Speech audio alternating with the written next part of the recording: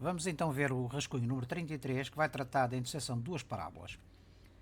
O que se pretende neste problema é calcular a área do quadrilátero convexo, definido pelos pontos de interseção destas duas parábolas, f de x e g de x, com os respectivos vértices.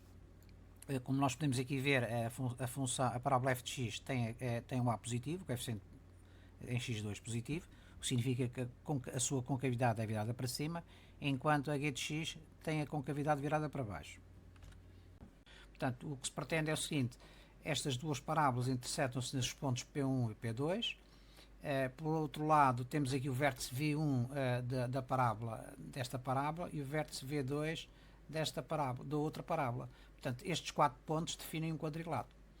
É evidente que este quadrilátero, no nosso caso, vai ser um quadrilátero particular, mas ele pode ser um quadrilátero irregular. Né? Temos aqui dois exemplos. Tivemos aqui a função 2x² menos 9x mais 9 e a função g de x igual a menos x² mais x menos 1, verificamos que o quadrilátero é deste tipo. É um quadrilátero com uma área de 14,3 unidades de área. Neste segundo caso, temos uma parábola de equação 2x² menos 10x mais 1 e a função g de x igual a menos 2x² mais 6x menos 2 e o quadrilátero definido é um paralelogramo de área igual a 21,63 unidades de área. Portanto, os pontos de interseção P1 e P2 são pontos que verificam a função f de x e g de x, porque pertencem às duas funções. Portanto, se o ponto P1 pertence é um ponto de interseção da parábola f de x com a parábola g de x, então a imagem é igual nas duas funções, idem para o ponto P2. Não é? Portanto, a imagem de cada um desses pontos é igual, quer seja na função f de x ou na função g de x. Aqui vemos, por exemplo, duas parábolas que não se intersetam, têm os seus respectivos vértices, mas não se intersetam. Logo, não é possível definir aqui o quadrilátero. Não é? Temos aqui agora outra situação, em que temos duas parábolas com um vértice comum, e neste caso também não é possível definir o quadrilátero, não é? Porque não existem os quatro pontos. Finalmente, temos aqui mais um exemplo de uma situação particular em que não existe possibilidade de formar o quadrilátero, mas sim um triângulo. Porquê? Porque o ponto de interseção coincide com o vértice de uma das parábolas e, portanto, temos aqui um ponto, aqui o segundo e aqui um terceiro. Portanto, o máximo que conseguimos definir é um triângulo irregular e não um quadrilátero. Portanto, no nosso caso, nós vamos calcular a interseção das duas parábolas. A função f de x é igual a x² menos 6x mais 9, g de x menos x² mais 6x menos 1. Portanto, igualando as duas funções e resolvendo em ordem, juntando os termos iguais, nós chegamos a uma equação de segundo grau do tipo 2x² menos 12x mais 10 igual a 0. Dividindo por 2 para podermos simplificar, obtemos a equação x² menos 6x mais 5 igual a 0. Recorrendo à forma resolvente, obtemos as abscissas dos pontos de interseção, a abscissa x1 e a abscissa x2. x1 é do ponto P1, igual a 1, cá está, e x2 é igual a 5, que é a abscissa do ponto P2. Para x1 vamos utilizar a função f de x, por exemplo. Substituindo o x por 1, obtemos a imagem igual a 4. Portanto, significa que o ponto P1 tem de coordenadas 1, 4. Cá está, 1, 4.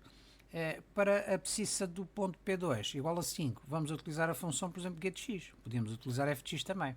Substituindo em g de x, que é igual a menos x² mais 6x menos 1, substituindo o x por 5, obtemos y2 igual a 4. Cá está, as coordenadas do ponto P2 é igual a 5, 4.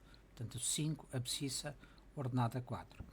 Eu aqui faço uma chamada de atenção que é preciso ter cuidado porque este menos x ao quadrado, ao substituir, é preciso ter cuidado, senão o parêntese não pode englobar o sinal menos, porque o quadrado é só sobre a variável x, né? Portanto, que seria diferente.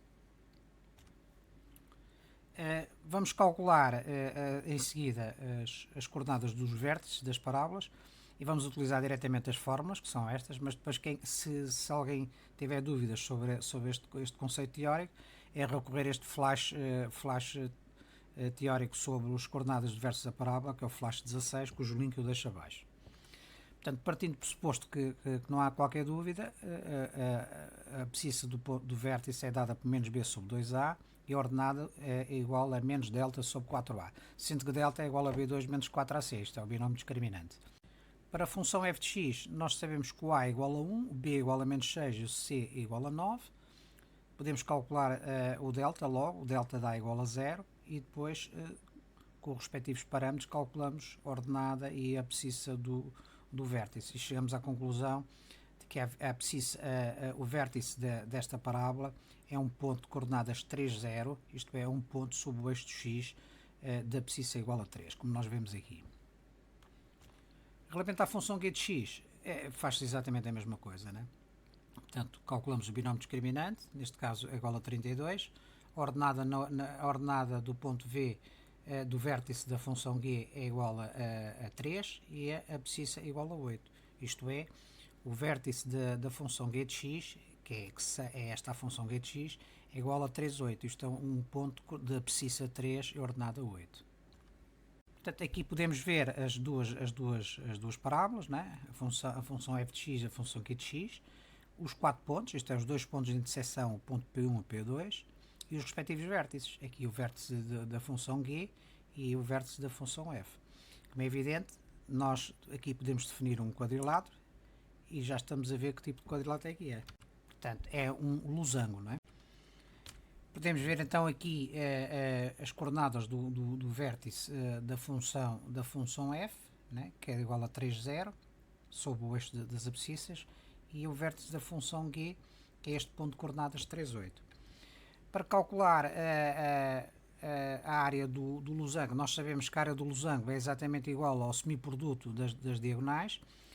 Para calcular a diagonal maior, no fundo é a diferença das ordenadas destes dois pontos, e a diagonal menor é a diferença entre as abscissas dos pontos P2 e P1.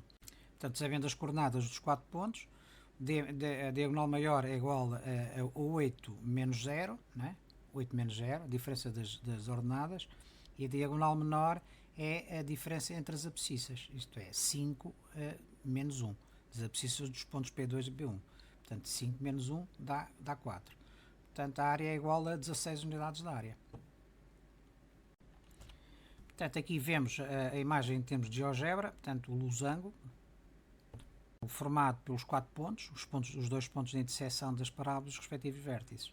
Portanto, vamos ver dinamicamente no GeoGebra. Podemos ver então dinamicamente aqui no GeoGebra. No nosso caso concreto, temos aqui o quadrilátero, né? Neste caso é um losango. É evidente que fazendo variar as funções, nós podemos obter outros tipos, né? Como nós já vimos. Né? Uma questão de fazer a combinação e verificamos que podemos ter aqui vários tipos de quadriláteros. Né? Portanto, no nosso caso concreto é este, e aqui podemos ver a confirmação dos resultados. Portanto, o vértice da função é da função f, coordenadas 3, 0, e o vértice da função g de coordenadas 3, 8. Né? E os pontos de interseção 1, 4 e 5, 4.